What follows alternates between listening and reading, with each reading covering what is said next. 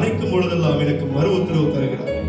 ஓ, எனக்கு ஒத்தாசை வரும் பர்வதமே, எனக்கு உதவி செய்கிற பர்வதமே, நான் கூப்பிடும் பொழுதெல்லாம் என்னை விடுதலை செய்த பர்வதமே, உம்மை ஆராதிக்க தந்த இந்த இரக்கத்திற்காக உமக்கு நன்றி. இதோ இதில் உள்ள இந்த பலத்திற்காக உமக்கு நன்றி. என் இருதயம் இப்பொழுது பலனடைந்திருக்கிறது, உமக்கு நன்றி. என் இருதயம் கனிகூறுகிறது, உமக்கு நன்றி. என் வேதனைகளை மறந்தேன், என் பாரத்தை மறந்தேன், என் சுமைகளை மறந்தேன். என் கர்த்தருடைய அன்பை நினைக்கும் பொழுது இவை எல்லாம் எனக்கு, இந்த பாரமானவைகள் எல்லாம் என்னை நெருக்கினார்கள், என்னை விட்டு நீங்கி போனது.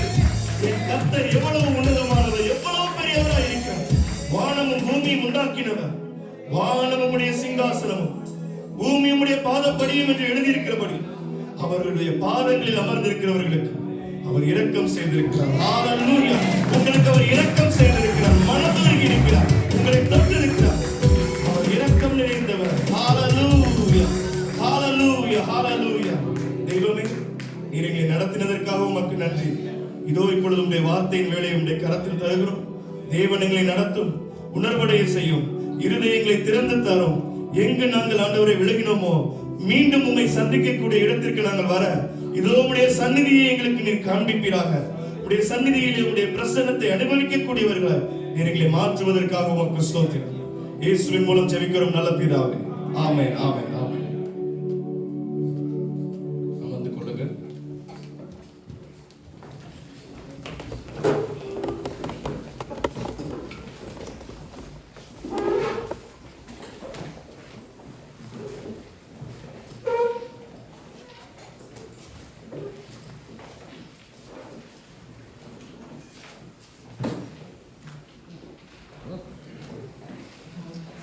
ஹalleluya. உங்கள் மத்தியில் நாங்கள் ஊழியம் செய்வது எங்களுக்கு சந்தோஷம். பிரதர் தர்மேஷ் அவர்களுக்கு ஆண்டவருடைய நாமத்தில் வாழ்த்துதல், கர்த்தரை ஆசீர்வதிப்பாராக. பிரதர் அருளையா உங்களுக்கு உங்களுடைய நாமத்தில் வாழ்த்துதல். பிரதர் பிரதீபன் ஐயா அவர்களுக்கும் வாழ்த்துதல். நாங்கள் இந்தியாவிலேருந்து வந்து ஸ்டான்லி பிரதர் அப்ரோச் பண்ணால் சபை மூப்பர்களோடு பேசி இப்படி உங்கள் மத்தியில் ஆராதிக்க எங்களை அழைத்து வந்திருக்கிறார். அவருக்கும் அவருடைய நாமத்தில் வாழ்த்துதல். உங்களின் குடும்பத்தின் கர்த்தர் ஆசீர்வதிப்பார். என்னோட கூட என்னுடைய மம்மியும் டேடி வந்திருக்கிறாங்க. அப்படியா? யார் மம்மின்னு தெரியுங்க? இதான் உட்காந்துருக்காங்க பாருங்க, அவங்க தான். அவங்க என்னுடைய அம்மா, இவர் என்னுடைய அப்பா. ஸோ நாங்கள் குடும்பமாக வந்திருக்கோம் உங்கள் இடத்துல ஊழியம் செய்ய. கர்த்தர் உங்களையும் எங்களையும் ஆசீர்வதிப்பாராங்க. கைகளை தட்டி இந்த கர்த்தருடைய நாம மகிமைக்கு ஹalleluya, ஹalleluya. என்னை எத்தனை பேருக்கு ஞாபகம் இருக்கு? ஞாபகம் இருக்கா? ஐயோ சோத்திரம், கர்த்தருக்கு மகிமை உண்டாவதாக. நான் மறுபடியும் சொல்லிடுறேன். என்னுடைய பேர் வந்து லூயிஸ் லாட்சன். நான் வந்து திருச்சியில், இந்தியாவில், தமிழோட ஹார்ட் ஆஃப் த தமிழ்நாடுல வந்து ஊழியம் பண்ணிட்டு இருக்கிறோம். க்ளோரியஸ் கோல் மினிஸ்ட்ரிஸ்ன்னு சொல்லி நானும் என்னுடைய அண்ணனும் சேர்ந்து. அவர் தான் பெரியவர், நான் சின்னவர். பெரியவர் சின்னவர்னு எங்களை கூப்பிடுவாங்க. கர்த்தருடைய நாம மகிமைக்கென்று எங்களுடைய வேலைகள்லாம் முடிச்சுட்டு வேலைகள்லாம் நாங்கள் ஆண்டவருடைய ஊழியத்துக்கு விட்டுட்டு மறுபடி கர்த்தர் கிருபை அளித்தார். அவரும் ப்ரொஃபஸராக இருந்தார், நானும் ப்ரொஃபஸராக இருந்தேன். அவர் 2009 வேலையை விட்டார், நான் 2017 வேலையை விட்டு ஆண்டவருக்கு முழு நேரமாய் நாங்கள் ஊழியம் செய்து கொண்டிருக்கிறோம். வருஷத்தில் இப்படி ஒரு தடவை 2 தடவை நாங்கள் வெளிநாடுகளுக்கு வந்து சபைகளில் ஆண்டவருடைய வார்த்தையை பகிர்வது எங்களுடைய வழக்கம். கர்த்தர் எங்களுக்கு கொடுத்த அந்த தரிசனத்தின்படி நாங்கள் செய்திருக்கிறோம். அதன்படி நீங்களும் உங்களுடைய சபைகளை திறந்து தந்தீங்க. அதனால் உங்களை கர்த்தர் ஆசீர்வதிப்பார்கள். ஹalleluya, ஹalleluya. லூக்காவின் புஸ்தகம் 15வது அதிகாரம், லூக்கா 15.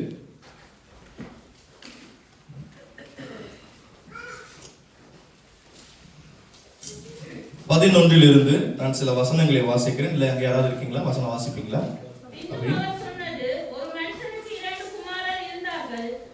பின்னும் அவர் சொன்னது, ஒரு மனுஷனுக்கு 2 குமாரர் இருந்தார்கள். அவர்களில் இளையவன் தகப்பனை நோக்கி, தகப்பனே, ஆஸ்தியில் எனக்கு வரும் பங்கை எனக்கு தர வேண்டும் என்றான்.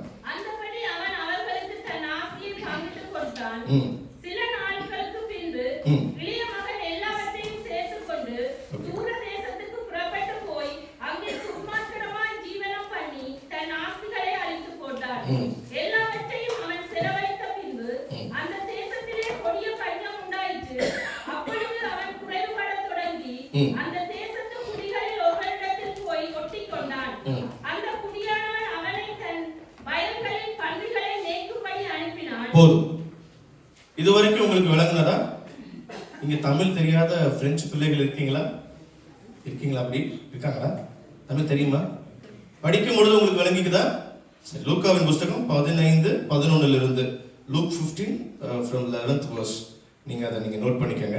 இந்த கதை உங்க எல்லாத்துக்குமே தெரியும். இது கர்த்தர் சொன்ன ஒரு பேரபிள், ஒரு ஓமையா ஆண்டவர் சொன்னார். ஒரு தகப்பனுக்கு 2 குமாரர்கள் இருந்தார்கள். எத்தனை குமாரர்கள் இருந்தார்கள்? 2 குமாரர்கள். அந்த 2 குமாரன்ல இளையவன் தகப்பன்ட்ட சொல்றான், எனக்கு அந்த ஆஸ்தியில என் பங்கை எனக்கு கொடுத்துருங்க, நான் கிளம்பி போறேன், என் பங்கு எனக்கு வேணும். மூத்தவர் பத்தி ஒன்னும் சொல்லல. மூத்தவர் ஆஸ்தியை கேட்டதா சொல்ல, ஆனா இளையவர் ஆஸ்தியை கேட்கிறார். இளையவர் ஆஸ்தியை கேட்டோன்னே நீங்களா இருந்தா என்ன செய்வீங்க? இப்ப உங்க பையன் உங்ககிட்ட ஆஸ்தியை கேட்கிறார், பிரிச்சு கொடுங்க. அந்த சகோதரி கையை தட்டுங்க. செகண்ட் ஸ்டாண்ட்லி பதிலுக்கு பின்னாடி இருக்காங்க, தட்டுங்க. நல்லா உண்மையான பதில சொன்னாங்க. என்ன இவ்வளவுதான் தட்டுவீங்களா? நம்ம ஒரு நல்லது செஞ்சா மட்டும் யாராவது தட்ட மாட்டாங்கன்னு திரும்பி பார்ப்போம். மற்றவங்களுக்கு தட்ட கை வர மாட்டேது. நல்லா தட்டி பார்ப்போம், அப்பதான் நமக்கு கைகள் தட்டப்படும். ஹல்லேலூயா. ஏன்னா அவருடைய நாமத்தை நம்ம மகிமைப்படுத்தும் பொழுது அவரை பார்க்குற நாளைக்கு தூதர்கள் தான் தட்டுவாங்க. நம்ம உள்ள வரும்பொழுது when we enter into heaven, தூதர்கள் எல்லாம் நம்மளை கைத்தட்டி வரவேற்க கிருபை செய்வார்கள். அப்ப நான் யாரையாவது பார்த்து தட்டுங்க, முட்டு கொடுங்க. அப்பதான் எனக்கும் ஒரு லைவ்லியா இருக்கு. இல்லைன்னா ஒரு 2 வார்த்தையை சொன்னேன், பிரசங்கம் சொன்னேன், போனேன்னு கூட இட்ஸ் கோயிங் டு சேஞ்ச் அவர் லைஃப். ஒரு டிரான்ஸ்ஃபர்மேஷனை கர்த்தர் நம்ம வாழ்க்கையில கொடுக்க போறாரு. எத்தனை பேர் விசுவாசிக்கிறீங்க? ஆமா. சிலர் நினைப்பாங்க we know this story, எங்களுக்கு இதெல்லாம் தெரியும். ஆமா, உங்களுக்கு எல்லாமே தெரியும் தான். உங்களுக்கு ஆதியாகமத்திலிருந்து ரெவலேஷன் வரைக்கும் எல்லாமே தெரியும், எனக்கு தெரியும். இருந்தாலும் இன்னைக்கு ஒரு விஷயத்தை நினைப்பூட்டுகிறார். மறந்த சில விஷயங்களை கர்த்தர் நமக்கு நினைப்பூட்டுகிறவராக இருக்கிறார். ஹல்லேலூயா. நமக்கு எல்லாமே தெரியும் தான், யார் இல்லைன்னா அவனை நினைப்பூட்டுகிறதுனால பரிசுத்த ஆவியானவரை குறித்து வேதம் சொல்லுதுல, அவர் நம்ம நினைப்பூட்டுகிறவராக இருக்கிறார் அப்படின்னு. இந்த நாளில் இந்த இளையகுமாரனுடைய அந்த அன்பை குறித்து, இளையகுமாரன் மேல வைத்த தகப்பனுடைய அன்பை குறித்து நமக்கு நினைப்பூட்டுகிறவராக இருக்கிறார். ஹல்லேலூயா. இளையகுமாரன் எங்க போனாரு? ஆஸ்தி எடுத்துட்டு தூர தேசத்துக்கு போயிட்டார். நான் கேட்டேன், நீங்க யாராவது கொடுப்பீங்கன்னு ஒரு சகோதரி சொன்னாங்க. நிச்சயமா கொடுக்க மாட்டேன். அப்புறம் அவரையும் கொடுத்தாரு. இந்த காலத்துல ஆஸ்தியை பிரிச்சு கொடுக்கறதுனா யாருக்குமே தெரியாது. அந்த காலத்துல ஆஸ்தியை பிரிச்சு கொடுத்தா எல்லாத்துக்கும் தெரியும். ஆஸ்தியை எப்ப பிரிப்பாங்கன்னா தகப்பன் மரித்ததுக்கு அப்புறம் தான் பிரிப்பாங்க. அப்ப ஆஸ்தியை அவங்க பிரிக்கிறாங்க அப்படின்னாலே தகப்பனை செத்ததற்கு சமானமா அந்த குமாரன் நின்னுதா அர்த்தம். ஆஸ்தி பிரிக்கப்படுது. இந்த சொத்தை பிரிக்கிறேன் அப்படின்னா சொத்து பிரியறது மேட்டர் இல்லையா, இந்த சொத்தை பிரிச்சு அந்த இளையகுமாரன் வாங்கும் பொழுது தன் தகப்பனை செத்தவனை போல அவன் எண்ணி போகிறான் என்ற அர்த்தமா. ஹல்லேலூயா. ஆஸ்தி தான் எனக்கு முக்கியம் சொல்லிட்டு அவன் போயிட்டான். தூர தேசத்துக்கு போயிட்டான். பக்கத்து தேசம் இல்ல, இங்க பக்கத்துல என்ன இருக்கு? சுவிட்சர்லாந்து பக்கத்துல ஜெர்மன் இருக்குதா? சுவிட்சர்லாந்து பக்கத்துல ஜெர்மன் இருக்கு. இப்படி ஒரு வெளிப்பாடு எனக்கு உண்டாகல.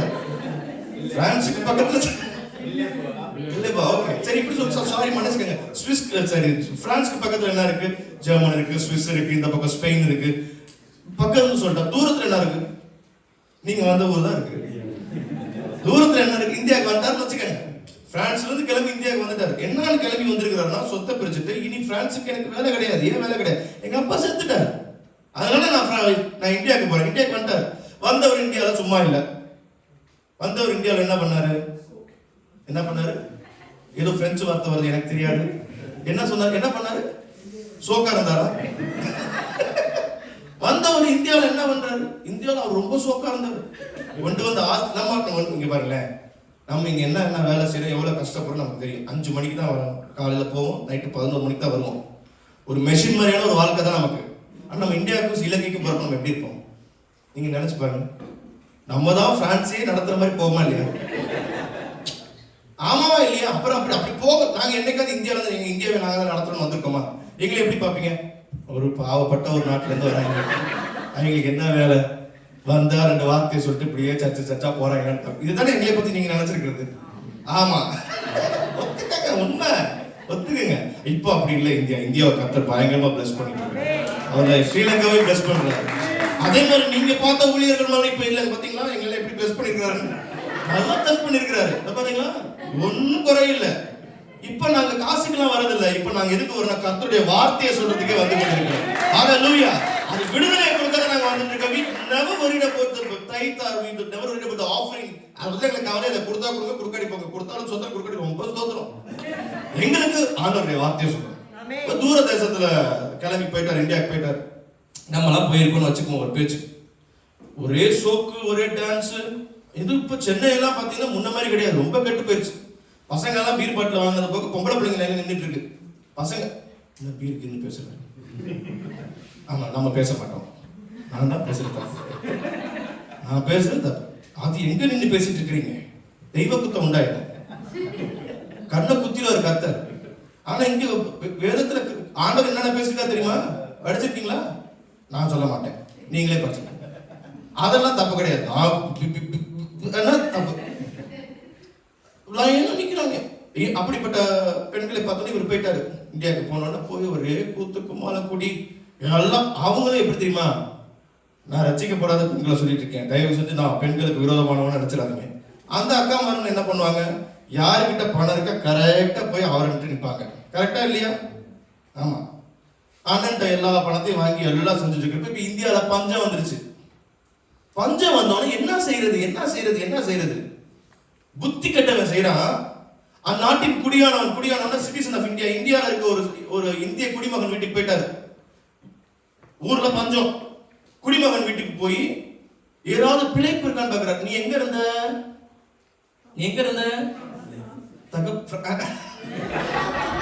பிரான்ஸ்ல. எங்க இருந்த? பிரான்ஸ்ல. திரும்பி போவீங்க? நாட்டுக்காக ஜெபம் போக மாட்டோம். அம்மா தானே பாருங்க. நானும் கேட்பேன் அப்பப்ப, வரீங்களா இந்தியாவுக்கு? இல்லப்பா, இங்கே இருக்கணும். நல்லா இருக்குல்ல, நம்ம நினைச்ச மாதிரிலாம் இந்த ஊர்ல இருக்கிறாங்க. எங்க ஊர்ல பாருங்க, கார் எங்க தான் துப்புவாங்க. எவ்வளவுதான் சுத்தம் பண்ணுவீங்க, துப்பி வச்சிருப்பீங்க. குப்பை எங்க கொட்டக்கூடாது அங்கதான் கரெக்டா வந்து கொட்டுவாங்க. எங்க கூட்டக்கூடாது அங்கதான் கூட்டுவாங்க. எங்க கூட்ட மாட்டாங்க. யாரெல்லாம் தெருவை சுத்தி கூட்டுவாங்க. எல்லாம் இருக்கிற தெருவை கூட்டவே மாட்டாங்க. இந்த ஊர் அப்படி இல்லைல்ல, காலையிலே கூட்டிடுறாங்க. எவ்வளவு குளிரணும் சுத்தமா வச்சுக்கிறாங்க. அப்ப வரமாட்டோம். அவர் எங்க இருந்தாருன்னா பிரான்ஸ்ல இருந்தார். தகப்பன் வீட்டுல இருந்தார். தகப்பன் வீட்டுல இருக்கும் பொழுது எந்த கவலையில் அவர் வேலை கூட செய்ய வேண்டியதில்லை. ஆமா தானே? அவர் வேலை செஞ்சாரு எங்கேயாவது இருக்க? வேலையும் செய்ய வேண்டியது. இப்ப எங்க போயிட்டாரு? இந்தியாவில போயிட்டாரு. தகப்பன் வீட்டை விட்டுட்டு போயிட்டாரு. வீட்டை விட்டுட்டு போனவர் அங்க போய் குடியானவனுடைய வீட்டுல போய் பண்ணி மேய்க்கிறாரு. எவ்வளவு ஒரு கேவலம்! ஒரு நாத்து நட்டுருக்கலாம், ஒரு மரச்செடியை கொத்தி இருக்கலாம். என்ன வேலையை கொடுத்தாங்க தெரியுமா? பண்ணி மேய்க்கிற வேலையை கொடுத்தாங்க. இழிவான வேலை. பண்ணி மேய்க்கிறது வந்து இழிவினை இழிவு. பண்ணி மேய்க்கிறது, பண்ணி மேய்க்கிற வேலை. பண்ணி மேய்க்கும் போது கூட அவனுக்கு என்ன தெரியுமா நினைப்பு வருது? இந்த பன்னியோட சாப்பாட்டை சாப்பிட்டு திருப்தியா தான் நினைப்பு வருது. என்ன நினைப்பு வருது? வாயத்தை வந்து சொல்லுவோம். என்ன நினைப்பு வருது? பன்னி சாப்பிடுற சாப்பாட்டு தான் நினைப்பு வருது.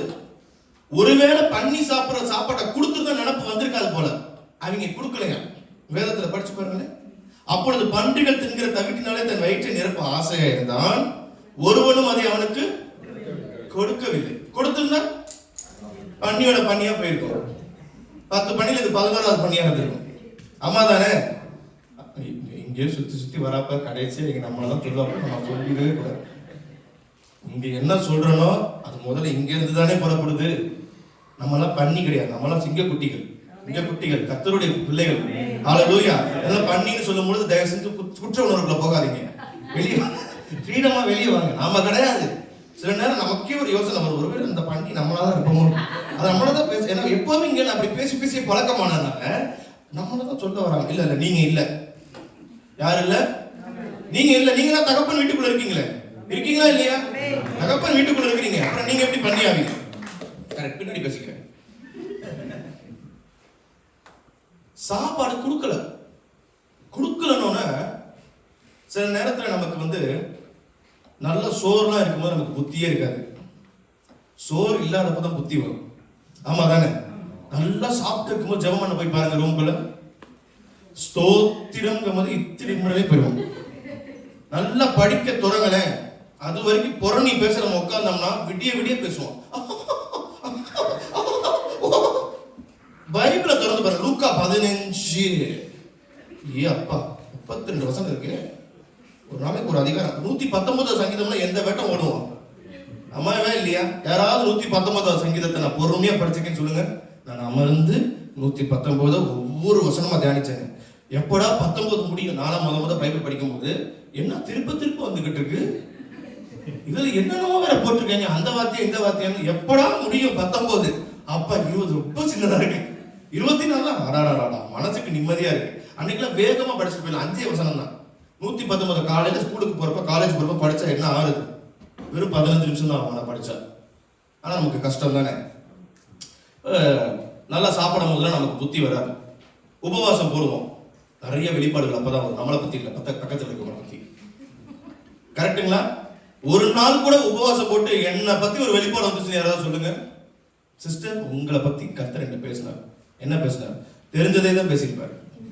இந்த சிஸ்டரை பத்தி என்ன இந்த சிஸ்டருக்கு தெரியுமோ, இந்த பிரதருக்கு என்ன அந்த பிரதரை பத்தி தெரிஞ்சதை தான் பேசுவார். தெரியாத ஒரு நாள் கூட பேச மாட்டார் ஆண்டவர். அது ஏன்னு எனக்கும் தெரியல. நடந்திருக்கு போலயே. பயங்கரமா சிரிக்கிறீங்க. கர்த்தர் என்கிட்ட மணிக்கணக்கா பேசினார் உங்களை பத்தி, இல்ல அந்த சிஸ்டரை பத்தி. உங்க வீட்டுல இருக்கிறவங்க அவங்கள பின்னாடி பேசலாம்னு சொல்லியிருக்கிறாரு. முதல்ல ஆனா பேதுருக்கிட்ட மட்டும் தப்பா சொல்லிட்டார். முதல்ல நீ குணப்படு, அப்புறம் போய் உன்னுடைய சகோதரனை குணப்படுது. பேதுருக்கிட்ட தான் தப்பா சொல்லிட்டாரு. நம்ம கிட்ட கரெக்டா சொல்லியிருக்காரு. கரெக்டா? இப்ப ரியாக்ஷன் கொடுக்குறீங்க, பயங்கரமா இருக்கு. இப்ப சாப்பாடு கொடுக்கல. அவனுக்கு புத்தி தெளிந்த போது, எப்போ தெளிந்த போது? எப்ப தெளிந்த போது? சில நேரம் நமக்குலாம் புத்தி தெரியலன்னு வச்சுக்கோங்க. பைத்தியம் யாராவது நம்ம சொன்னாங்கன்னா நமக்கு சோறு திங்காம ஒரு 2 நாள் இருந்து பார்ப்போம். புத்தி தெளிதான். நேபுகாத்நேச்சார்னு ஒரு ராஜா இருந்தார். அவர் அப்படித்தான் பெரிய அரண்மனையை கட்டிட்டு, எப்பா என்னுடைய கை பலன் எப்படி கட்டிருக்குன்னு சொன்னி கொஞ்ச நேரத்திலே மாறு மாதிரி ஆயிட்டார். புள்ள திங்கவும் கை கால நகம்லாம் அப்புறம் அவருக்கு புத்தி தெளிந்து கர்த்தர் தான் எல்லாமே வந்தார். விளக்குதா? இப்ப இவருக்கு புத்தி தெளிஞ்சிருச்சு. அவனுக்கு புத்தி தெளிந்த போது அவன், என் தகப்பனுடைய கூலிக்காரன் எத்தனை பேருக்கு பூர்த்தியான சாப்பாடு இருக்கிறது, நானும் பசியினால் சாகிறேன். நான் எழுந்து என் தகப்பன் இடத்திற்கு போய், தகப்பனே, பரத்திற்கு விரோதமாகவும் உமக்கு முன்பாகவும் பாவம் செய்தேன். அவர் சொல்றாரு, என் தகப்பன் வீட்டுக்கு ஒரு குடியானவனோட வீட்டுல இருக்கேன். அவன் எனக்கு வேலை தருவான்னு நினைச்சிட்டு இருக்கேன். அவன் எனக்கு சோறே கொடுக்க மாட்டான். அவன் சோறு கொடுக்காத போதுதான் திருப்தியா எங்க தகப்பன் வீட்டுல நான் சாப்பிட்ட சாப்பாடு இல்ல, என் வேலைக்காரன் சாப்பிட்ட சாப்பாடு. அவங்க சாப்பிடுறது பூரா அந்த இளையகுமாரன் பார்த்திருக்கான். அவன் சொல்றான், அவங்க எல்லாம் திருப்தியா சாப்பிடுவாங்களே, நான் இப்ப குமாரனாய் போறதுக்கு எனக்கு தகுதி இல்லை, நான் வேலைக்காரனா போறதுக்கு தகுதி இருக்கான்னு அவர்கிட்ட போய் கேட்போம். என்னை சேர்த்துக்கிறீங்களா? உங்களுடைய வேலைக்காரரில் ஒருவரை போல நீங்க என்னை சேர்த்துக்கிறீங்களான்னு கேட்போன்னு ஒரு புத்தி தெளிவு உண்டாகிறதா. புத்தி தெளிந்த உடனே நான் எழுந்து என் தகப்பனிடத்துக்கு போய், தகப்பனே, பரத்துக்கு விரோதமாகவும் உமக்கு முன்பாகவும் பாவம் செய்தேன். இனிமேல் உடைய குமாரன் என்று சொல்லப்படுவதற்கு நான் பாத்திரன் அல்ல, உடைய கூலிக்காரில் ஒருவனாக என்னை வைத்துக் கொள்ளும் என்பேன் என்று சொல்லி, அப்படின்னு வசனம் இருக்கு. ஆஸ்தியை பெறும் பொழுது, ஆஸ்தியை வாங்கும் பொழுது தகப்பன் இத்தனை அதிகாரம் பெற்றவர் என்பதை அவன் மறந்து போனான். அவரை மறித்தவர் போல எண்ணினான். ஆனால் ஆஸ்தியை இழந்த பொழுது தன்னை உருவாக்கக்கூடியவரே தன் தகப்பன் தான் என்று சொல்லி, என் தகப்பன் இடத்திற்கு தான் நான் திரும்பணும் என்று அவரிடத்தில் அவன் வந்தான். பாருங்க, அந்த புத்தி தெளிவு ஒவ்வொரு மனுஷனுக்கும் ஒவ்வொரு தேவ மனுஷனுக்கும் உண்டாக வேண்டும். ஹல்லேலூயா, ஹல்லேலூயா. நிறைய நேரத்துல நாம என்ன நினைச்சுக்கிறோம்னா, நம்ம கிறிஸ்துவ வாழ்க்கைக்குள்ள வந்த உடனே நாம தான் இந்த கிறிஸ்துவ வாழ்க்கையவே ராஜ்யம் பண்ணிட்டு இருக்கிற மாதிரி நம்ம நினைச்சுக்கிறோம். இல்ல இல்ல, துவக்கத்துல இருந்த அந்த ஆதி அன்பு நமக்கு இல்ல, துவக்கத்துல இருந்த அந்த ஆதி பலன் நமக்கு இல்ல, துவக்கத்துல கர்த்தருக்காக வைத்திருக்கிற வைராக்கியம் நமக்கு இல்ல. எல்லாம் குறைந்து போய்கிட்டே இருக்கு, எல்லாம் குறைஞ்சுக்கிட்டே வருது. ஆனா ஒவ்வொரு நாளும் பாருங்க, வைராக்கியம் இருப்பது போல நமக்கு நடிப்பு மட்டும் ஏறிக்கிட்டே போகும். 10% ரசிக்கப்பட்டப்ப பிரைஸ் தி லார்ட் அப்படின்னு வந்தா நாம பிரைஸ் லார்ட் பிரைஸ் லார்ட் அப்படின்னா ஒன்னு தெரிஞ்சுக்கங்க, அந்த பிரைஸ் தி லார்ட் கிட்ட ஏதோ நடந்துகிட்டு இருக்குன்னு அர்த்தம். பிரைஸ் தி லார்ட் எவ்வளவுக்கு எவ்வளவு சத்தமா ஆகுதோ, அடுத்த வாரத்துக்கு வரமாட்டீங்கன்னு நினைக்கிறேன். என்ன பிரைஸ் லார்ட் சொல்ல மாட்டீங்க? ஆதி அன்பு. ஆதி அன்புல அவரை மட்டும் பார்த்து பார்த்து பார்த்து அழுவோம். அவர் மட்டும்தான் நமக்கு எல்லாமே. இல்ல இவங்க யாரு, இவங்க என்ன பண்றாங்க, அவங்க என்ன பண்றாங்க, இவங்க குடும்ப கதை என்ன, அவங்க குடும்ப கதை என்ன, இவங்க வீட்டுல என்ன பிரச்சனை, அதெல்லாம் நமக்கு எதுவுமே தெரியாது. நமக்கு தெரிஞ்சதுலாம் ஒண்ணே ஒண்ணுதான், அந்த நேசம், அந்த அன்பு, அந்த அன்புக்குள்ள இருக்கிறது. அது ரொம்ப இன்பமா இருந்துச்சு. அப்ப யார் எது பேசினாலும் நமக்கு அது மண்டைக்குள்ளே போகாது. எப்ப தெரியுமா போகும்? எப்போ அவன் தகப்பனுடைய பிரசன்ஸ்ல இருந்து வெளியே போறானோ அப்பதான் அவனுக்கு எல்லாமே வரும். அவன் தகப்பன் இடத்துல இருக்கும் வரைக்கும் அவனுக்கு எந்த துன்பமும் இல்லை, அவனுக்கு எந்த கஷ்டமும் இல்லை. அவன் ஆஸ்தி இழந்ததுலாம் பிரச்சனை கிடையாது, அவன் தகப்பனை இழந்ததுதான் பிரச்சனை, அவன் அப்பாவை இழந்ததுதான் பிரச்சனை. ஏன்னா ஆஸ்தி இழந்தா நான் சம்பாதிச்சுக்கலான்னு அவனுக்கு புத்தி வரல.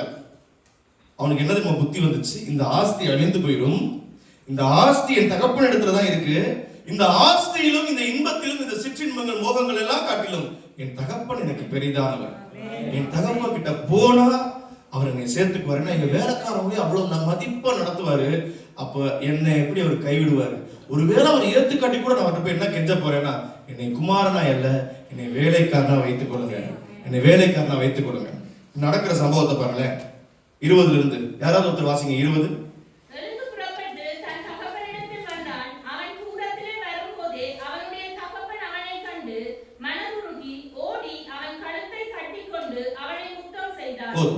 என்ன போட்டிருக்குன்னா, அவன் எழுந்து புறப்பட்டு தகப்பனிடத்துல வரான்.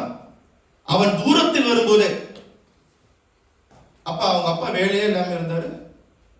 இப்ப நான் கேட்கிறேன், நீங்களா கடையில வேலை செஞ்சுட்டு இருக்கீங்க, இல்ல உங்க ஆபீஸ்ல வேலை செஞ்சுட்டு இருக்கீங்க, உங்க பிள்ளை வருதுன்னு எப்போது திறந்து பார்த்துட்டே இருப்பீங்களா ஜன்னல்ல? எப்போ உங்களுக்கு தெரியும்? அது கதவு திறந்தாதான் தெரியும். அதுல மணி இனி கட்டினா டிங்னு ஒரு சவுண்ட் வந்துச்சுன்னா யாரோ வந்திருக்காங்க எட்டி பார்த்தீங்கன்னா அது உங்க பிள்ளையா இருக்கும். ஆமா தானே? ஆனா இந்த தகப்பன் எப்படிப்பட்டவரா? அவன் எழுந்து புறப்பட்டு தன் தகப்பனிடத்துல வந்தான். அவன் தூரத்திலே வரும் பொழுது என்ன சொல்றாரு? அவன் தூரத்தில் வரும்போதே அவனுடைய தகப்பன் அவனை கண்டு மனதுருகி ஓடி அவன் கழுத்தை கட்டிக்கொண்டு அவனை முத்தம் செய்வான். நீங்க இப்ப சொல்லுங்க, உங்க பிள்ளைங்க உங்க ஆஸ்தியை பூரா செலவழிச்சிருச்சு, உங்க காடுல இருக்க காத்துக்குள்ள இருக்கிற 2 லட்சம் ஈரவை காலி பண்ணிடுச்சு.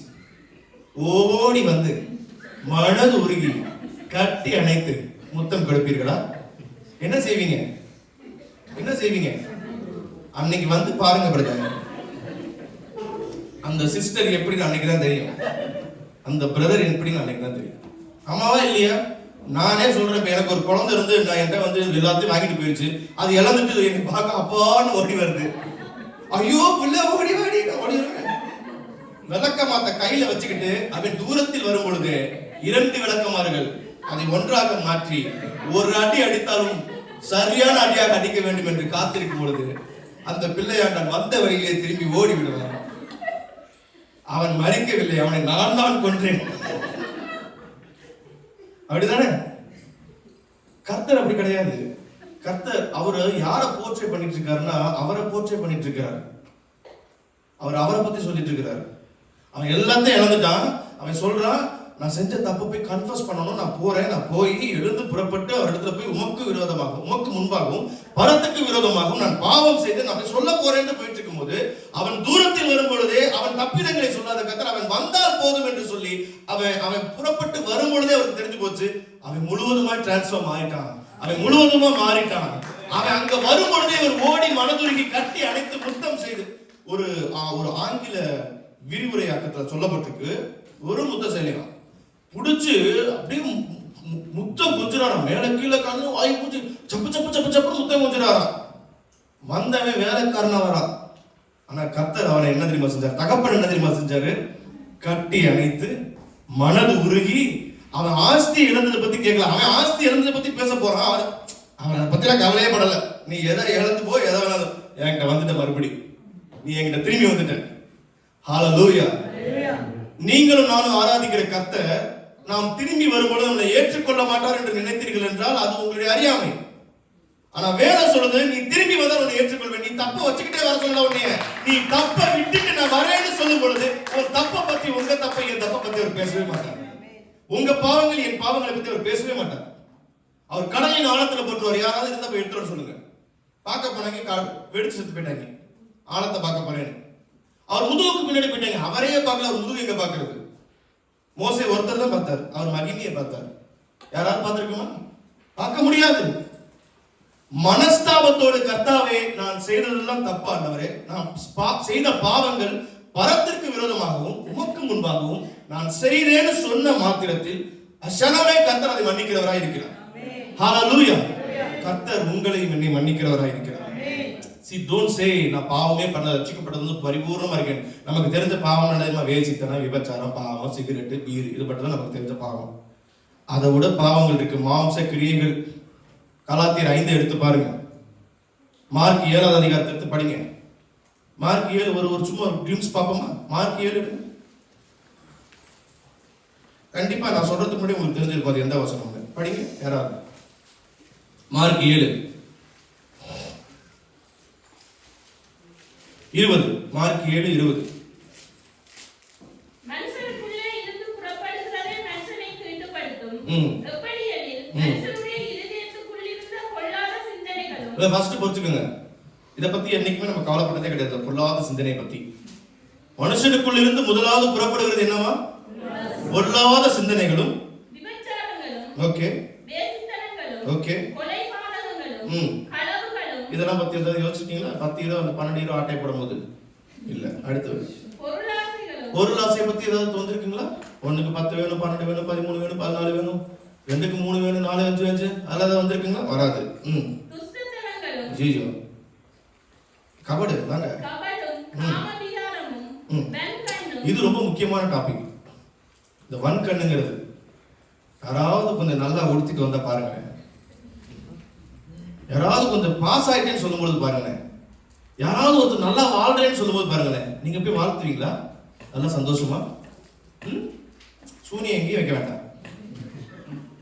பில்லி சூனியெல்லாம் தேவையே கிடையாது, போதுமானது.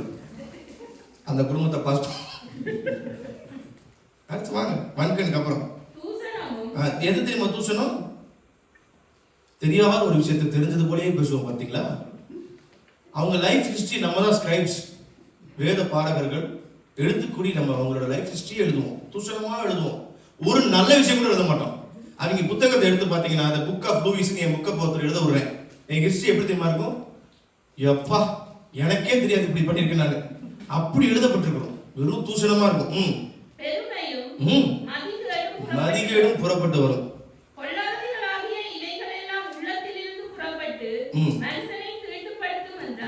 ஓகே, இதுல ஒரு 4 தானே உங்களுக்கு தெரியும். மீதி படிச்சதெல்லாம் உங்களுக்கு ஞாபகம் இருக்கா? என்னைக்காவது அதை பத்திலாம் யோசிச்சிருக்கீங்களா? யோசிச்சது இல்லை தானே? ஒப்புக்கொள்ளுவோம் யோசிச்சது இல்லைன்னு. ஆமா யோசிச்சது இல்லை. அதை பத்தி நான் பெருசா யோசிக்கல. ஏன்னா என்ன சுத்தி இருக்கிற கூட அப்படி இருக்கணும், நானும் அப்படி ஆயிட்டேன். அவர் சொல்றாரு, நீங்க தான் உலகத்திற்கு உப்பா இருக்கிறீர்கள். உப்பு சாரமற்று போனால், இப்ப சாரமா இருக்கிற உப்பு போய் சாரம் இல்லாத உப்போட சேர்ந்துக்கும். அப்பதானே கொஞ்சம் கிளுகிளுன்னு இருக்கும். எப்ப பார்த்தாலும் நீங்க சாரமான உப்பா இருந்தீங்கன்னா என்ன பிரயோஜனப்படும்? இல்ல அதுல ஒரு சுவாரஸ்யமே இருக்காது தானே? ஆமாவா இல்லையா? இப்ப எல்லாம் முடிஞ்சு போயாச்சு. என்னன்னா அவங்க இல்லையா? அப்ப நான் யாரையாவது திட்டமா பாருங்க சொல்லும் போது, டென்டல் டாக்டர்ஸ் வந்து சீக்கிரமா பார்த்துட்டு போயிடலாம், ஏன்னா அத்தனை பொண்ணு கரெக்டா தெரியும். ஆனா நம்மளை பத்தி பேசும்போது நமக்கு ரொம்ப கஷ்டமா இருக்கும். இப்ப நான் வந்து இப்ப நம்ம பண்ணியை பத்தி பேசுறேன், நம்மளை பத்தி பேசுறோம். இதெல்லாம் நமக்கு இருக்கா இல்லையா? இருக்குன்னு சொன்னா கர்த்தர் விடுதலை தருவார். எனக்கு இருக்கு, எனக்குலாம் இருந்துச்சு. ஊழியத்துக்கு அழைச்சிங்களே ஆண்டவரே, 263 மேல யூடியூப்ல போக மாட்டேது. ஒருத்தர் எல்லாமே பண்றான், 8 லட்சம் 9 லட்சம் 10 லட்சம். எங்க அங்கங்க மாறுது? புரிஞ்சுக்கிட்டீங்க? அப்ப ஆமா தானே? இப்ப நம்ம லைவ் இந்த சபை லைவ் போடுங்க, 112 தான் போகும் 2 வருஷம் வரைக்கும். நம்ம ஒரே வங்கன். நம்ம போய் அவன் யூடியூப் தான் ஃபர்ஸ்ட் திறந்து பார்ப்போம், நம்ம யூடியூப் சேனல் தான் இருக்க மாட்டோம். நேரா போய் எத்தனை லைக்ஸ் போயிட்டு இருக்கு, அவன் சபையில எத்தனை பேர் இருக்காங்க, அங்க எத்தனை பேர் போயிட்டு இருக்கிறாங்க. இப்ப கர்த்தர் சொன்னார். அப்ப நான் ஒரு கட்டத்துல, ஆண்டவரே எப்ப பாரு கடிந்து கொள்ற மாதிரியே வார்த்தையை கொடுக்குறீங்களே, கொஞ்சம் நல்ல வார்த்தையை கொடுத்தாதான் என்ன. நான் போய் பேசினா, ஐயோ நீங்க நல்லா பேசுனாங்கன்னு சொன்னா எவ்வளவு நல்லா இருக்கும் ஆண்டவரே. எப்ப பாரு உன்னை கர்த்தர் அடி போறோம், நீ மிதி போறோம், நீ குத்துவார், மானம் திரும்புன்னு சொல்றீங்க. 3 பேர் அப்படி வச்சிருக்காங்க ஆண்டவரே. இங்கேருந்து நீங்க வந்து பாருங்க, நீங்க தான் பக்கத்துல இருந்து பாக்குறீங்க, ஏன் எனக்கு மட்டும் இப்படி? அப்போ ஆண்டவர் ஒரு நாள் சொன்னாரு, அவர் சொப்பனத்துல ஒரு பெரிய ஒரு தெய்வ மனுஷன் வராரு. உள்ள வந்துட்டு நான் தனியா கட்டில் மேல உட்காந்துருக்கேன். அந்த தேவ மனுஷன் சொன்னாரு, ஏன் இப்படி சோகமா உட்காந்துருக்கு? அப்ப அவர்கிட்ட புலம்புறேன். அவர் ஒரு நல்ல மனுஷன் இல்ல, இந்த மாதிரி ஊழியக்காரங்க எல்லாம் எதை பேசினாலும் அடிச்சு விடுறாங்க, லைக்கு இது அதுன்னு போது பிரபலமா இருக்கு. எங்களுக்கு ஒருத்தனுக்குமே தெரியலையே, கர்த்தருக்காக எல்லாத்தையும் விட்டேன்னு சொல்றப்போ ஒருத்தனுக்கு எங்களுக்கு தெரியல. அது மாதிரி கிருபை நிறைந்த வார்த்தைகளை மட்டும் எடுத்து பேசட்டா? ஆண்டவர் சொன்னார், இல்ல இல்ல, நீ அதை சொல்லக்கூடாது. அந்த ஊழியக்காரன் சொல்றாரு, அதை சொல்லக்கூடாது. உன்னை சொல்லும்படி கர்த்தர் ஒன்று சொல்றாரு. என்ன சொன்னாரு? மனம் திரும்புங்கள், பரலோக ராஜ்யம் சமீபமாக இருக்கிறது என்று சொன்னார். பாருங்க, இப்படித்தான் நான், நீங்க எப்படி இருந்தீங்களோ அதே மாதிரி தான் சொப்பனத்தை. ஏன்னா ஏதோ ஒண்ணு தூக்கிட்டு வராரு, ஏதோ ஒண்ணு சொல்ல போறாரு, இதுக்கப்புறம் பயங்கரமா ஆக போறோம். மனம் திரும்புங்கள், பரலோக ராஜ்யம் சமீபமா இருக்கிறது. இது உண்மையான தேவ வாக்கு. இது வெறும் சொற்பமானவர்கள் இந்த வழியை தெரிந்து கொள்வார்கள். இது ரொம்ப சொற்பமானவர்களுக்கு மட்டும்தான் இதை சூஸ் பண்ணி இந்த வழியில வரதுக்கு முடியும். திரளான ஜனங்கள் போறாங்க பாருங்க, அவங்களால வர முடியாது. அதனால நீ போற வழி கரெக்ட். நீ அதை பார்த்து புளிய பார்த்து பூனை சூடு போட்ட கதையை நீ போட்டுக்காதன்ட்டு போயிட்டாரு. அன்னையிலிருந்து அவர் என்ன கொடுக்குறாரோ அதை மட்டும்தான். இனி வன்கண் வரும், இனி தூஷணம் வரும், இது பொல்லாத சிந்தனை எனக்குள்ள வரும், இல்ல பெருமை எனக்குள்ள வரும், இல்ல காம விகாரம் எனக்கு வரும், இல்ல விபச்சார சிந்தனை எனக்கு வரும். எதுவுமே வராது. ஏன் தெரியுமா? உன்னதங்களில் இருந்து எனக்கு ஒத்தாசை வரும்பொழுது எதுவுமே எனக்கு வராது, எதுவுமே எனக்கு வராது. நான் செய்யற ஊழியம் அவர் நாம மகிமைக்கானது. அவர் ஒருத்தர் தான் என்கிட்ட சொல்ல போறாரு, உண்மை முத்தமான ஊழியக்காரனே, உன் நிஜமானுடைய சந்தோஷத்திற்குள்ள நீ பிரவேசின்னு மத்த யாரும் சொல்ல போறது இல்ல, என்னை நடத்துகிற அவர் மட்டும்தான் சொல்ல போறாரு. ஹல்லேலூயா. இப்ப குமாரன் வீட்டுக்கு வரும் பொழுது சுத்தி இருந்த வேலைக்காரர், மூத்த குமாரனை பத்தி சொல்லப்பட்டிருக்கு. வேலைக்காரங்க என்ன செஞ்சிருப்பாங்க? அவருடைய வேலைக்காரர்கள் என்ன செஞ்சிருப்பாங்க? என்ன செஞ்சிருப்பாங்க? ஒரு உதாரணத்துக்கு சொல்லுங்க. எத்தனை மணிக்கு முடிக்கணும் ஸ்டாண்ட்? சொல்லுங்க. ஒரு 5-10 நிமிஷம் போட்டேன். வேலைக்காரர்கள் என்ன சொல்லியிருப்பாங்க நினைக்கிறீங்க? தகப்பன்ட்ட பேச முடியாது எதுவுமே, ஆனா அவங்களுக்குள்ள பேசியிருப்பாங்கல்ல. ஆனா தகப்பனுக்கு அதை பத்தி எல்லாம் கவலை இல்லை. அவங்களை பேச விடாம தகப்பன் ஒண்ணு செய்தா இருப்பாங்க. குமாரன் தகப்பனை நோக்கி, தகப்பனே, பரத்திற்கு விரோதமாக உமக்கு முன்பாக பாவம் செய்தேன், இனிமேல் உம்முடைய குமாரன் என்று சொல்லப்படுவதற்கு நான் பாத்திரம் அல்ல என்று சொன்னான். அப்பொழுது தகப்பன் தன் ஊழியக்காரரை நோக்கி, நீங்கள் உயர்ந்த வஸ்திரத்தை கொண்டு வந்து இவனுக்கு உடுத்தி இவன் கைக்கு மோதிரத்தையும் கால்களுக்கு பாதரட்சைகளையும் போடுங்கள் என்றார். ஹல்லேலூயா. தகப்பன் போடல. நம்மளை யார் நிந்திப்பாங்களோ, நம்மளை யார் தூஷிப்பாங்களோ, நம்மளை யார் எல்லா விதத்திலையும் நம்ம பேரை கெடுப்பாங்களோ அவங்களே கர்த்தர் கொண்டு வந்து அவங்களே வந்து நமக்கு என்ன செய்வார்னா, இவனுக்கு உயர்ந்த வஸ்திரத்தை கொடுத்துங்க. சாதாரண வஸ்திரம் இல்ல, இருக்கிற பெஸ்ட் வஸ்திரம், முத்திரை மோதிரம், பாதரட்சை, ரட்சிப்பு என்னும் வஸ்திரம், அதிகாரம் என்னும் முத்திரை, சுவிசேஷம் என்னும் பாதரட்சை. யாருக்கு தெரியுமா? நேத்து வரைக்கும் பாவியா இருந்தவனுக்கு. நீங்களும் நானும் தேவனுடைய சத்தியத்தை சொல்லும் பொழுது சில பேர் சொல்லலாம், நீ என்ன யோக்கியமா அப்படின்னு. நீங்க சொல்லுங்க, நான் யோக்கியம் தான். ஏன் தெரியுமா நான் யோக்கியம்? நேற்று வரை என் தகப்பன் அன்பை நான் மறந்தேன், ஆனால் இன்று என் தகப்பனுடைய பிரசனத்திற்குள் வந்துவிட்டேன். என் தகப்பனுடைய பிரசனத்திற்கு நான் வந்துவிட்டேன். என் தகப்பன் என்னை பார்த்துக் கொண்டிருக்கிறார். எனக்கு உயர்ந்த வஸ்திரத்தை உடுத்தினதே அவர்தான், என் கைக்கு முத்திரை மோதிரம் போட்டதே அவர்தான், என் காலுக்கு பாதரட்சை அணிவித்ததே அவர்தான். நீ அவருடைய ஊழியக்காரன், நான் அவருடைய குமாரன். ஹல்லேலூயா, ஹல்லேலூயா. தகப்பனுடைய இருதயம் தெரியாதவர்களுக்கு மட்டும்தான் இதை புரிஞ்சுக்க முடியாது. ஆனா தகப்பனுடைய இருதயத்தை அறிந்தவர்கள் தான் நீங்களும் நானும் நான் விசுவாசிக்கிறேன். ஏன் தெரியுமா? ஏன் நம்ம ரட்சிக்கப்பட்டிருக்கோம் தெரியுமா? நாமெல்லாம் ஒழுங்கா தான் நமக்கு இருக்கு ரட்சிப்பு. நம்ம ஒழுங்கா இல்லாததுனாலதானே நமக்கு ரட்சிப்பு. ரட்சிக்கப்படுத்தணும்னு நம்மளே பாருங்களேன், ஊழியக்காரங்கிறாங்க, பிரதருங்கிறாங்க, சிஸ்டருங்கிறாங்க, நல்ல தத்திங்கிறாங்க, நல்ல தோந்தோங்கிறாங்க, நல்ல சகோதரருங்கிறாங்க, அவங்க சமைச்சா சூப்பரா இருக்குங்கிறாங்க, அந்த சபை மாதிரி உண்டாங்கிறாங்க. இதுக்கு முன்னாடி நம்ம என்னென்ன சொல்லியிருப்பாங்க? அம்மாவா இல்லையா பிரதர், தர்மேஷ் பிரதர் ஒத்துக்கிறீங்களா? என்னென்ன பேசுவாங்க நம்மள, அப்படியே அப்படி வலிச்சு விட்ட மாதிரி நம்ம சாட்சியே மாத்தி விட்டார் பாருங்களேன். ஹல்லேலூயா. அவர் மகிமை நிறைந்த கர்த்தர்னு சொல்லி அவர் கரத்தை தட்டி அவர் ஒருவரே மகிமை நிறைந்தவர்னு சொல்லுவாங்க. நம்மளை பத்தி தெரிஞ்சவங்க எல்லாம் நம்மளை தப்பா மட்டும்தான் பார்ப்பாங்க. ஆனா அன்பு நிறைந்தவர்களால் மட்டும்தான் நம்மளை வேற கண்ணோடு பார்க்க முடியும். அந்த கண்கள் நிறைந்தவர் கர்த்தராகிய இயேசு கிறிஸ்து மட்டும்தான். ஹல்லேலூயா. அங்கே கீழே உள்ள வசனத்தை பாருங்க. அப்பொழுது தகப்பன் தன் ஊழியக்காரை நோக்கி 23, கொழுத்த கன்றை கொண்டு வந்து அடியுங்கள், நாம் புசித்து சந்தோஷமா இருப்போம். என் குமாரனாகிய இவன் மரித்தான், திரும்பவும் உயிர்த்தான், காணாமல் போனான், திரும்பவும் காணப்பட்டான் என்றாங்க. அப்படியே அவர்கள் சந்தோஷப்பட தொடங்கினார்கள். எப்பெல்லாம் நம்ம தேவ பிரசன்னத்தை உணரவில்லையோ ஒண்ணு புரிஞ்சுக்கங்க, நீங்க தகப்பன் வீட்டிலேயே இருந்தாலும் பிரயோஜனம் இல்லை. புரியுதா நான் என்ன சொல்றேன்? நீங்க தகப்பனுடைய வீட்டிலேயே இருந்தாலும் நீங்கள் தேவ பிரசன்னத்தை உணரவில்லை என்றால் நீங்கள் மரித்தவர்களுக்கு சமம், நானும். ஆனால் எப்பொழுது இந்த வீட்டுக்குள்ள தகப்பன் இருக்கிறார் என்றும் தகப்பன் கிட்டத்தான் நம்ம போகணும் என்று எண்ணுகிறீர்களோ அப்பொழுது மீண்டும் நீங்கள் உயிரடைகிறீர்கள். ஹல்லேலூயா. தகப்பன் சொல்ற வார்த்தை, அவன் மரித்தான், இப்பொழுதும் உயிரோடு இருக்கிறான். அவர் ஆசையை பத்தி பேசினாரா? நீங்க செஞ்ச தப்பை பத்தி பேசினாரா? நீங்க இழந்ததை பத்தி பேசினாரா? உங்களுடைய மற்ற எதையாவது குறித்து பேசினாரா? இதுக்கு முன்னாடி அவன் மரிச்சிட்டான். எதை வச்சு மரிச்சான்? என்னை விட்டு அவன் போனால, என்னை விட்டு அவன் போனதுனால அவன் மரித்தான். மறுபடியும் என்கிட்டே வந்துட்டான், அதனால் அவன் உயிர்த்தான். ஹல்லேலூயா. இந்த மாலையோட ரட்சிப்பு செய்தி என்ன தெரியுமா? நீங்க மனதளவுல தூரத்துல இருக்கலாம், மனதளவுல எங்கேயோ கூட இருக்கலாம். பழையபடி நான் வருவேனா? பழையபடி வந்தா அதே அந்த அன்போட கர்த்தர் என்னை நிறைப்பாரா? அது போல என்னை பார்த்துக்குவாரா? ஆதியில உங்களுக்கு ஆஸ்திகள் இருந்தது என்றுதான் தெரியும். ஆனா இப்பொழுது தெரிஞ்சுக்குங்க, உங்களுக்கு அதிகாரமும் இருக்கிறது, உங்களுக்கு வஸ்திரமும் இருக்கிறது, உங்களுக்கு சுவிசேஷ பாரமும் இருக்கிறது. உங்களை இன்னும் வர வர கர்த்தர் ஆசீர்வாதம் வலிப்பாரே வழிய உங்களை ஒரு நாளும் சபிக்க மாட்டார். ஹல்லேலூயா. யாருக்கு தெரியுமா கர்த்தர் சொன்னாரு? 15:1, சகல ஆயக்காரரும் பாவிகளும் அவருடைய வசனங்களை கேட்கும்போது அவரிடத்தில் வந்து சேர்ந்தார்கள். அப்பொழுது பரிசேயரும் வேதபாரகரும் முறுமுறுத்து, இவர் பாவிகளை ஏற்றுக்கொண்டு அவர்களோட சாப்பிடுகிறார் என்றார்கள். இது யாருக்கு தெரியுமா புரியறதுக்கு சொன்னாரு? யாருக்கு?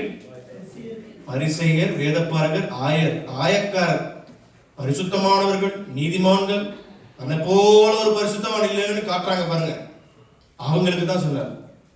நான் உங்களை மாதிரி இருதயம் உடையவன் அல்ல, நான் மனதுருகுகிற தெய்வம். நான் என்கிட்ட திரும்பி வரும் பொழுது நான் கட்டி அணைக்கிற தெய்வம். என்கிட்ட வேலைக்காரனா வரேன்னு சொல்றவன அவர் ஒரு இடத்துல சொல்றாரு, இனி நான் உங்களை என்னுடைய ஊழியக்காரன் என்று சொல்லுவதில்லை, உங்களை என்னுடைய நண்பர்கள் என்று சொல்வேங்கிறார். ஹல்லேலூயா.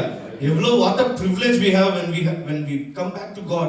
நம்ம கர்த்தர்கிட்ட திரும்பி வரும் பொழுது நமக்கு பிரிவிலேஜ் அதிகமாகுமே ஒழிய ஒரு நாளும் நமக்கு பிரிவிலேஜ் கம்மியே ஆகாது. ஹல்லேலூயா. நம்முடைய சாட்சி கிடையாது. எத்தனை பேர் விசுவாசிக்கிறீங்க கர்த்தர் என்னை மீண்டும் சேர்த்துக் கொள்கிறவராய் இருக்கிறார்? தகப்பன் மரித்து போனதாக ஆஸ்தியை கொண்டு போனான். ஆனா தகப்பன் என்ன நினைச்சாரு? அவன் ஆஸ்தியை எடுத்துட்டு போல, அவன் என்னையவே கொண்டுட்டு போல, அவனை கொண்டுட்டு போயிருக்கான். அவன் மறுபடியும் என்கிட்ட வந்ததுனால நான் அவனை சேர்த்துக் கொண்டேன். என் கூட இருக்கிறது தான் அவன் உயிரோடு இருப்பதற்கு அடையாளம். ஹல்லேலூயா. இந்த பூமி நம்ம இனி போய் வாழ போகிற அந்த உலகத்திற்கு ஒரு நிழலாட்டம். இந்த பூமியில உங்களுக்கு கணவர் இருப்பார், மனைவி இருப்பாங்க, பிள்ளைகள் இருப்பாங்க. அவங்களுக்கு தெரியுமா? உங்க மனைவி யாருன்னு உங்களுக்கு தெரியுமா? ஒருவேளை மறிக்கிறீங்க, இங்க யாரும் மனைவினே தெரியல, மேல போறீங்க, எங்க என்னன்னு போய் பார்ப்பீங்க? உடனே நீங்க வசனம் தூக்கிட்டு வருவீங்க, அங்கு கொள்வினையும் இல்லை, எங்க கொடுப்பனையும் இல்லை, அங்க எல்லோரும் தேவ தூதர்களை போல இருப்போம். உதாரணத்துக்கு கூட பேச விட மாட்டாங்க. ஒரு உதாரணத்துக்கு புரிய வைக்கலான்னு பேசணும்னா கொஞ்சம் சத்தியம் சரியில்லை. பாத்தீங்களா, இந்தியாவில இருந்தவர் அங்க பொண்டாட்டி புருஷனே கிடையாது, இங்கதான் எல்லாமே தான். இந்த கொடுமையில இங்கே ஒழிக்கிறாரு, இவர் அங்கே வேற கொண்டு வராரு. எவ்வளவு சந்தோஷம். உங்களுக்கு தெரியும், திடீர்னு இப்ப வந்து ஸ்டான்லி பிரதர் பரலோகத்துல வரும்போது பிரமிளா சிஸ்டர் பாக்குறாரு. அவருக்கு தெரியுமா தெரியாதா? யார் பாது? நான் பொறுப்பல்ல, சமூகம் பொறுப்பல்ல.